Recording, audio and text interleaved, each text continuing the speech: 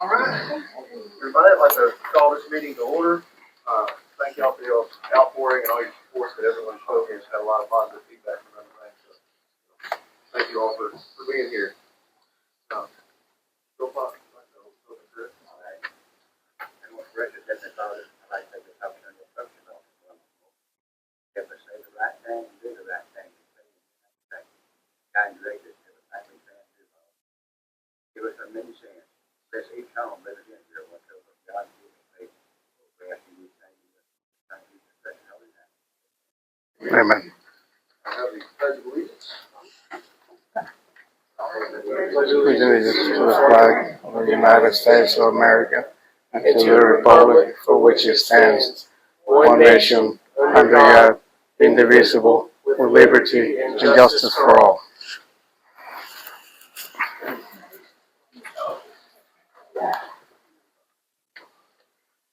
So, anybody sign up to speak today? Yes, sir. We have Mr. Bora and Ms. Rose McClain. That seems like they're trying to come up with a clean something. That ditch runs along the foot. Here's what it that is wood. Here's what it looks like. I spent the last week clearing it where you can get in and dig that ditch out where water will run.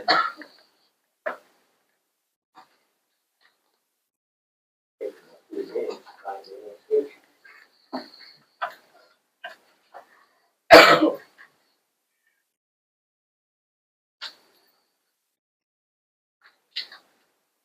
There's all the brush I can cut out the ditch.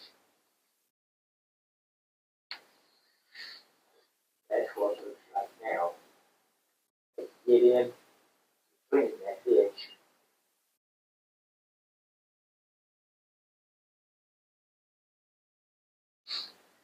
The ditch got deep spots and has still water to run down to another deep spot. It's cleared out to where get in there with a backhoe or whatever and get it cleaned down. The ditch we dug out, cleaned down to Farm Route 9. But you stand out in your yard, you get eat up with mosquitoes. And I finally got cleared out so there's a couple old trailer frames in the back. Got them out of there, up there, my back fence. I noticed back there on the back part, there's probably over 500 tires stacked to it. I don't know who owns the property. Bunch of 55-gallon drums and has to be at least 500 tires stacked back. This thing says 6 fire. I guess we'll have a heck of a fire back here. I figured you just might want to check into that. Do a fire hazard, anything. All right. What was that address? Did you leave it with Michelle? It's on Fern Street. Okay. You'll leave it with her. Fern and Fern. Look at that. Well, if you drive down Fern Street, you'll see what's getting done, but it's that, right where you turn off the Farm Route 9, that first place here, has all the tires stacked on that back path back here. As I said, I don't know who owns it, but boy, there are a lot of tires back there, next fire, not counting the mosquitoes in Well, thank you for bringing that to our there. attention.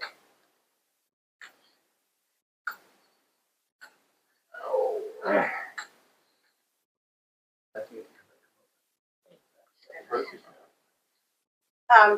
On behalf of the Wasson Chamber of Commerce, thank you for letting me speak. We wanted to present that we are doing something new. Many of our chamber members are local businesses and they have had difficulty filling employment positions. And so we wanted, and then on Facebook we see that there are a lot of people looking for employment locally. So we have created a resume drop box located at 670 Spur 156. And it is a drop box to the public where they can drop their resume and we will pick up their resume from this drop box. We will scan it in and email it to all of our chamber members. And if an applicant fits the requirements of employment for one of our chamber members, they will then contact that individual and interview them to potentially fill that position. position. So we're trying something new, and we wanted to share with city council that we are trying to, we don't have a job placement business locally in Wasco, so we as a chamber are trying to bridge that gap between unemployed and employed. So this is our attempt to do so. The second thing I'd like to bring up is that we have 2 lunch and learn workshops coming in that we are sponsoring. The first one is with the Texas Comptroller. She is coming in to speak about our sales taxes, how the sales taxes are calculated, and where those sales tax dollars are allocated, so that we understand how that process all works.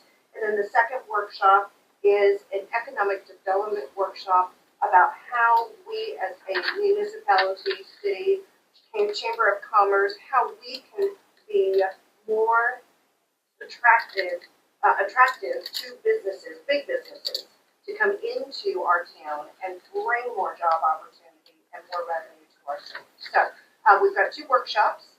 The first one will be at the Wascom Office Suites, and I do have flyers if you would like to pick one up, and a sign-up sheet. The first one is at the Wascom Office Suites. It is limited seating, and that is going to happen Wednesday, August 20th. And then the second one will be in October 14th. That will be presented by the governor's office. And it will be a 10 a.m. to 2 p.m. afternoon presentation. And that will be at First Baptist Church. And we would love to pack the church. We have unlimited seating. We welcome the entire community to come and join in. So if you are interested, please grab a flyer and register with me so that we can get all this information out to the public. Thank you.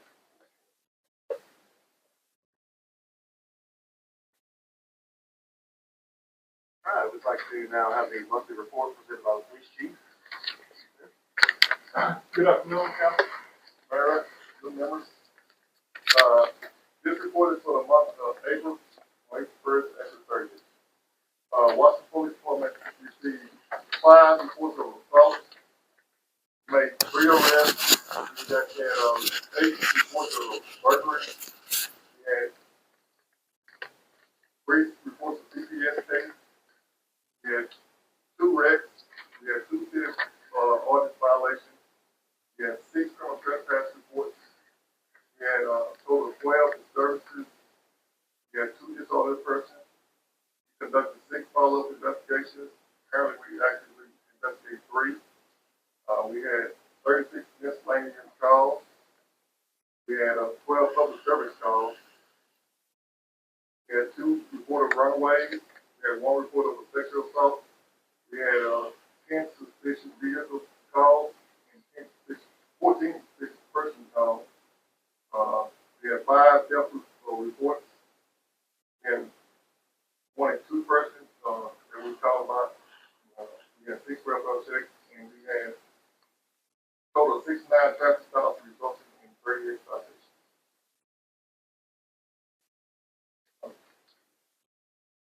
Okay, I have something to present, if the council don't mind.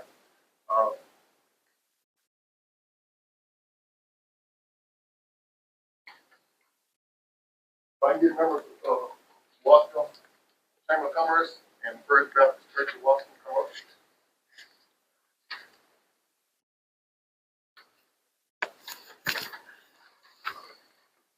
What are we gonna say? Probably best to do it. Go there, okay.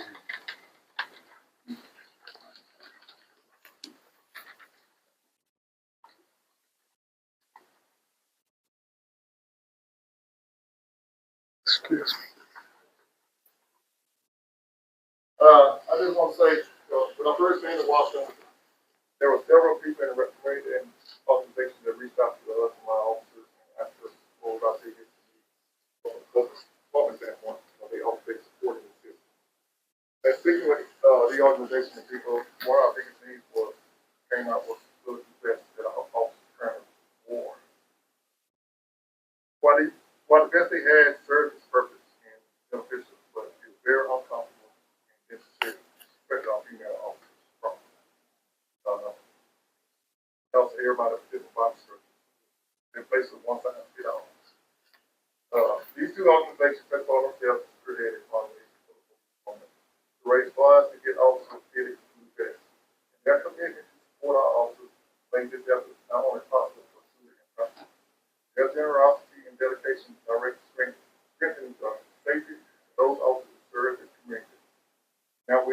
Now, we all want to thank everyone and every individual that contributed to this fundraiser. Their commitment, the commitment from these two organizations exemplifies what this award stands for. On behalf of the Washington Police Department and the community, thank you for your vision, your drive, and your incredible generosity. I would like to present Washington Chamber of Commerce and Church Council, Church of Washington, the Civilian Partnership Award to the Police Department.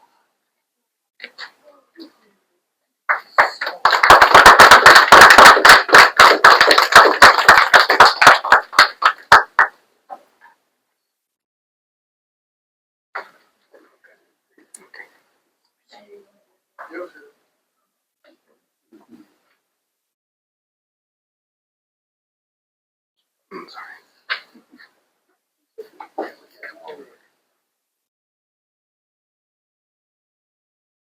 One more.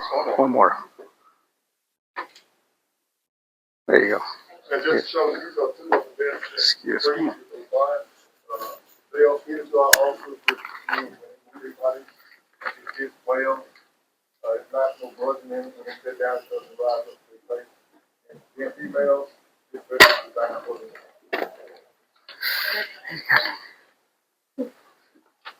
Thank you very much, Chief.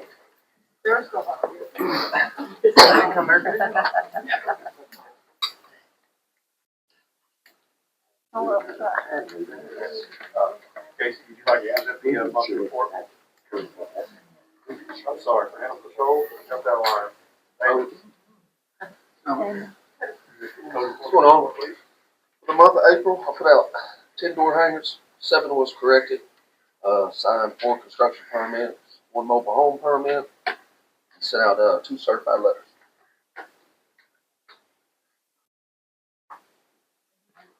Now, monthly report for present for animal control.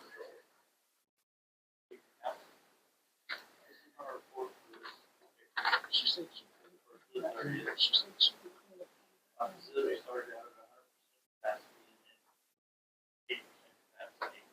And so 5 animals for the month, 1 animal was released back to the trap, so that placed out for the month. And 10 animals.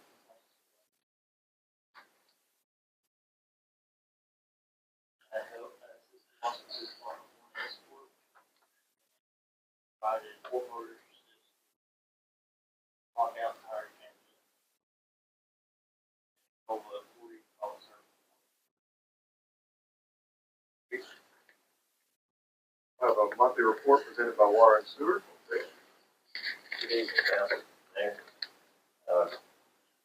April 2025 work order report. We had 7 water leaks reported. We repaired 5. 2 of those were confirmed groundwater issues. We had 4 sewer backups reported. We resolved 4 of those. We also had 2 sanitary sewer overflows that we had to report DCEQ. We had 8 meter rereads, 7 account changes or new services, 4 turnoffs, 1 street drain issue reported, 1 street drain issue resolved. As far as our water loss and accountability report, we pumped 8,817,000 gallons. We sold 4,102,000 gallons. Accounted for 1,300,000 gallons due to leaks, 23,000 gallons due to flushing, 4,500 gallons to the fire department, 23,000 gallons to the wastewater plant. Total accounted for gallons, 5,452,500 gallons. Unaccounted for loss was 38%.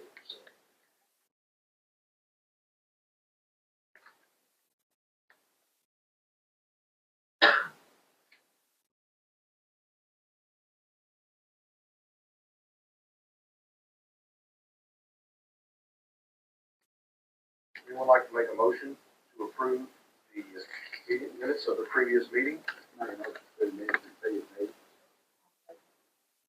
Opposed? All in favor?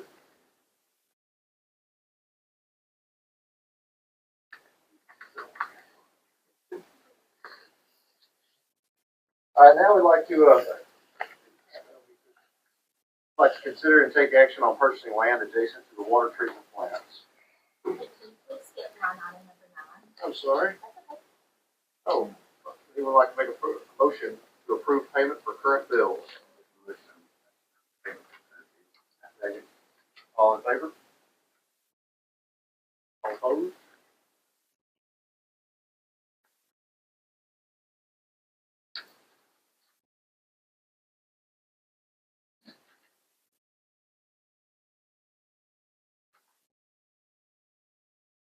Okay, item 10, consider and take action on purchasing the land adjacent to the wastewater treatment plant. Michelle, would you like to tell us about the property there? So this is 4.02 acres. That is, if you're looking at the sewer plant, it would be to the left and kind of wrap around the back part of it, but it does butt right up to our wastewater treatment plant. They are asking $12,000 per acre in the amount of $48,240 total. And this property would give us basically a buffer zone around our current water treatment plant. It'd give us room for expansion. In there, it has access, highway access frontage in case there was need for that. Also, the key points. And I mean, there's a lot of opportunity for this too. We do have the opportunity to have a dumpster through Republic Services if we ever wanted to have, if we ever got enough manpower that we could open that up maybe once a month for like large bulky items versus our citywide cleanups. It would just give us a little bit more opportunity and land exposure that we could really use because we really don't have very much. Right. Yeah, we're restricted in the current spot. So that road that goes in our office, that is part of it. No, sir. No, it gives us another access. Yeah, it would give us a second access point. Like wholesale lot right here. The road to Diamond, you go home, that's part of the land. No. No, sir. No, it's not. No, sir. There's a little bitty like stretch of trees that's not cleared off directly off the spur. That's that part of it. Okay. Yeah, it's this part right here. This is the spot that was recently cleared right there on the spur. Storage buildings are right here, so it'll be right here, this section, this treatment plant. Right here.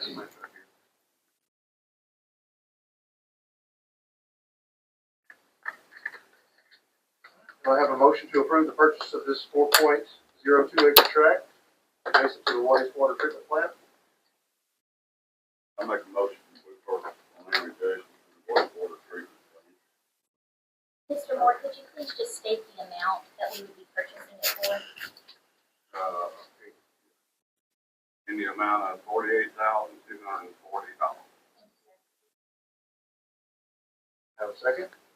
Second. All those in favor? Opposed? Passed.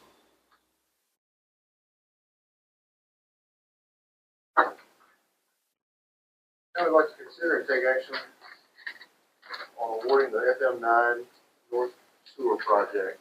This is the drainage on South Street up here. Jake, would you like to tell us about what we sent out for bids, what we found, and what you've learned in the bidding process? Yeah, we're working with, Kyle Stevens, the engineer, getting this project going.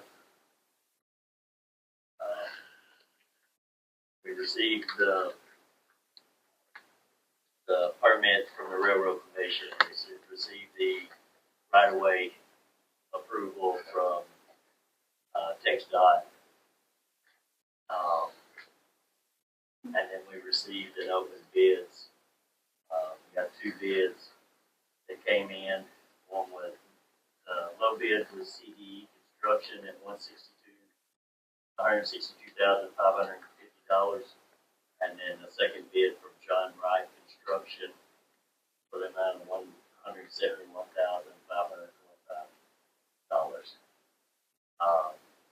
During the bidding process, I reached out to Rail Pros to see if they'd even heard of people. And Rail Pros are contracted observers for any railroad project that has to be anything you do around the railroad, and an observer once you get in those zones. And the only company that they had ever heard of was John Pike Construction.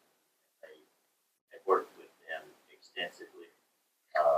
They had not ever heard of CDE Construction. And after hearing that, I reached out to CDE in the vetting process and informed them that I was reaching out to vet them and never received any correspondence back at all. It's my recommendation that we approve John Wright for their extensive work. Thank you, Jacob. Have any other questions about that? This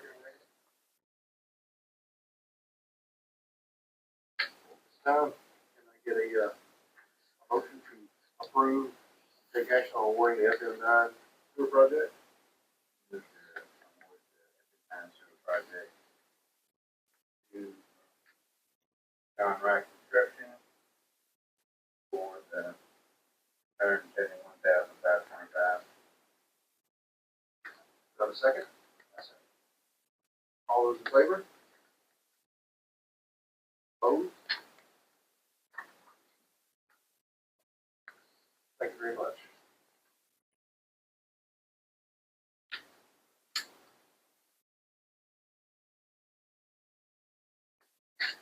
Now I'd like to consider and take action on the record management system for the police department. You have something to present here? I'm glad y'all didn't get moved. Currently, at police department, we do not have a record management system. We are currently do form field reports, where we have to go to each different report and complete and fill all the information in, which sometimes be one report to several 8 reports. It's time consuming because we have to type everything in. It's also, if system goes out, you lose all that data because nowhere gets back to nowhere. Record management system, which is a common thing in law enforcement, every agency that I know of has one. Some state informed. One we want to go to is called CompuSync, which Jefferson Police Department and Carlson Police Department currently uses. This system basically centralizes all our data information reports. It helps us store and keep up with every document. It manages and retrieves all the reports, our arrest report, evidence, citations, and all our critical data. It also has a place where we can input everybody that we ever encounter. That way we don't have to search the papers. Yeah, we have dealt with this person 2 years ago. They automatically keep it and it stores all these department names and it goes pull them up. This also auto-populates everybody's name. If you type your name one time in that report form, you how many people you fill out. Type you as a suspect, everywhere that the suspect listed in this no reports, it automatically populates all your information. So that reduces time that officers take to do reports. It also helps us with our report system that we have to report to state mandatory. One of them is Novice, which currently we report manually every month, once a month, and that takes anywhere from 4 hours to the entire state. Officer Moeller does that, she can attest to that, because it's frustrating doing it. But if in a correction, we have to sit down and figure out why this system automatically figures out for us, and we just correct it. And once we do correction, we just it takes 5 minutes to do the report where it takes almost the whole page now. But it helps us, it's more efficient for our officers, and it helps us do other things down the road as far as when we get to the point where we have laptops and our computer system, we can do reports of calls, people's names and all that stuff. If you look at your quote that you have in front of you, this quote for the staff, and this is the max staff that we have around. For everything to get started, this is with training, this is with all the officers, the clerical position, as well as one reserve officer. The initial startup is $12,250.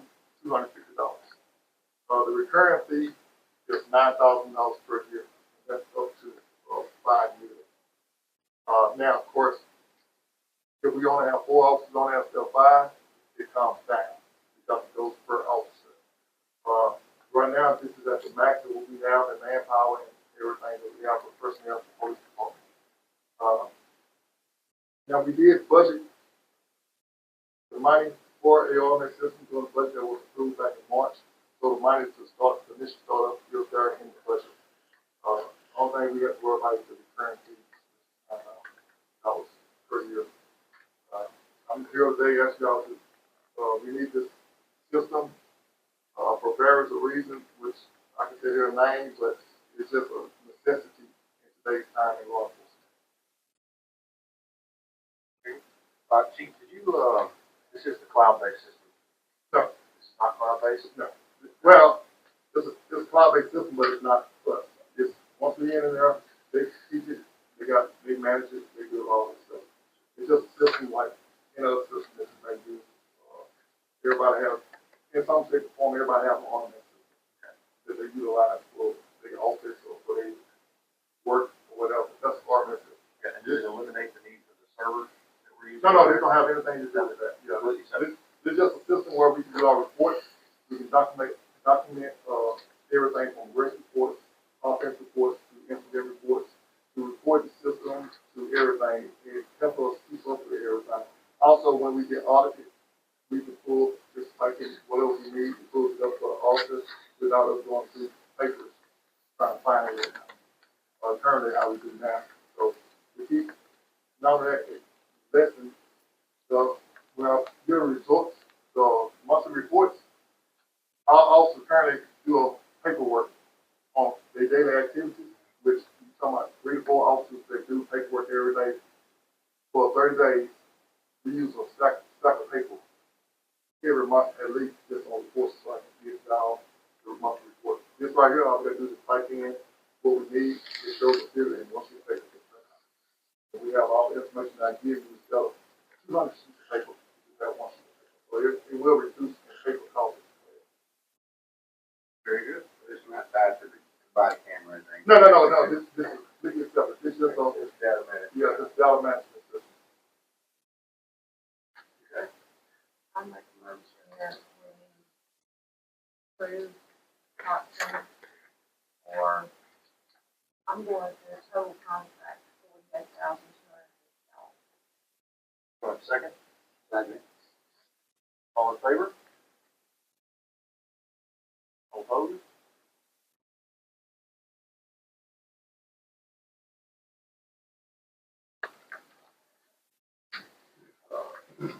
Michelle, do we have any updates on the library? So we do have a rough draft timeline currently. As mentioned in previous meetings, we met with the Talker Foundation in mid-March. And they had taken the plans that our city engineer had produced and what their requirements are for us to qualify for that grant, and made their plans, and kind of melted everything together. Kyle is working on finalizing those. He intends to have those finalized by June 15th with all the exact specs. It will go out for bid on July 2nd, and we will do a bid opening here July 17th. And construction notice to proceed will begin September 1st, hopefully, if not before. And hopefully be in the new building by June 1 of next year, if not before, weather pending, once construction begins. Okay, very good. Well, do you have any updates? I'm completing the paperwork on the Talker Foundation grant. It's due June the 2nd. I've almost got it completed. There, Almost there. okay. Thank you for those updates. Do I have a motion to adjourn the meeting? All those in favor? All opposed? Thank you, everyone.